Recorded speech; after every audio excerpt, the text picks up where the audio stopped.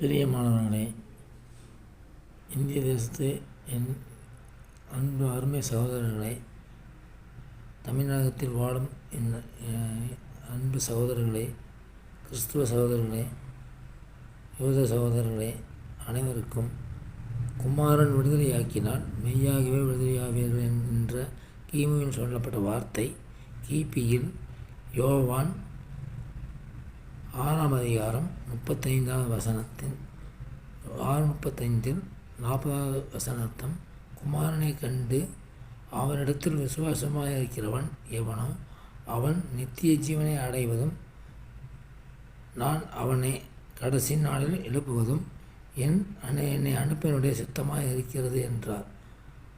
நான் வானத்திலிருந்து வந்த அப்பம் என்று அவர் சொன்னதினாலே யூதர்கள் அவரை முறுமுறுத்து, இவன் யோசேப்பின் குமாரனாகிய இயேசு அல்லவா?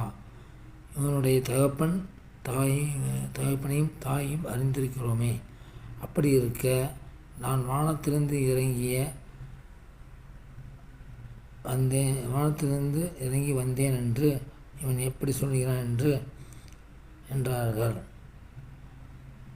அப்போது என்னன்னா, யூதர்கள் இயேசு வருவார், குமாரன் விடுதலையாக்குவார் என்று கிமுவில் சொல்லப்பட்டிருந்தாலும், ஆனால் வந்தவர் இயேசுதான் என்று அறியாமல், உணர்வு இல்லாமல், அவரை விசுவாசிக்காமல், அவர்கள் தன்னுடைய மதம் என்கின்ற போர்வையில் பெருமையிலும் இருந்ததனால் இயேசுவை மறுதலித்து சிலுவையில் அறைந்தார்கள். அதே தவறை இன்றும் நாம் செய்து கொண்டிருக்கிறோம். அதில் நான் செய்து கொண்டு இருந்தேன். இப்பொழுது மனம் திரும்பி இயேசுவிடம் மனம் திரும்பி அவருடைய வார்த்தையை பின்பற்றி நடக்க விரும்புகிறேன். அதனால் நீங்களும் மனம் திருந்தி ஏற்றுக்கொண்டால், நம்ம ஒவ்வொரு மனிதனுக்கும் 2 வகை வாழ்க்கை உள்ளது. ஒன்று இம்மைக்குரிய வாழ்க்கை, இன்னொன்று மறுமைக்குரிய வாழ்க்கை. இம்மைக்குரிய வாழ்க்கையில் நம்ம உழைப்பால் எப்பொழுதும் முன்னேறலாம். ஆனால் கடுமையாக உழைத்தால், நேர்மையாக உழைத்தால் முன்னேறலாம்.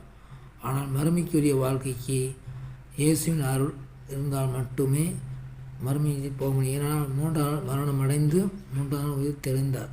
அது எல்லாத்துக்கும் தெரிந்த விஷயம். ஏனென்றால் கிபி என்கின்ற சரித்திரத்தையே மாற்றி போட்டு புதிய உடன்படிக்கையை கொடுத்துருக்கார். ஒரு மனிதனுக்கு இரத்தத்தினால்தான் உயிர் இருக்கிறது என்று இப்போ சொல்லுகிறார். ஆனால் இயேசு அன்றே சொல்லியிருக்கார், இரத்தத்தில் உயிர் இருக்கிறது என்று. அதனால தான் அவருடைய இரத்தத்தை கொடுத்து நம்மை நித்திய ஜீவனை பெற்றுக்கொள்ள விரும்புகிறார். ஆமேன். ஹல்லேலூயா. இதை விசுவாசியுங்கள். நன்றி ஆண்டவரே.